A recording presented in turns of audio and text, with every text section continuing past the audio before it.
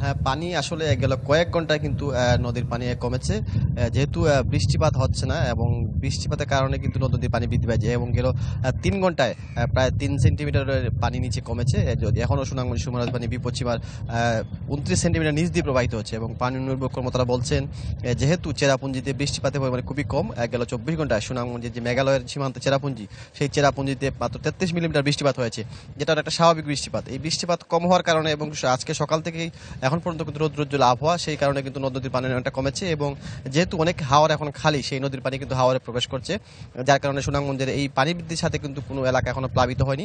তবে নিম্নাঞ্চলের বেশ কিছু সড়ক পানিতে নিমজ্জিত হয়, ভোগান্তিতে আছে অনেকেই। এবং গতকাল পাহাড়ি ডলে সুনামগঞ্জ তাহিরপুরে যে বিশ্বম্বরপুরের যে শক্তিরাকলা সড়কটি, সেই সড়কটি তলিয়ে যাওয়ায় এখনও সুনামগঞ্জ থেকে তাহিরপুরে যান চলাচল বন্ধ রয়েছে।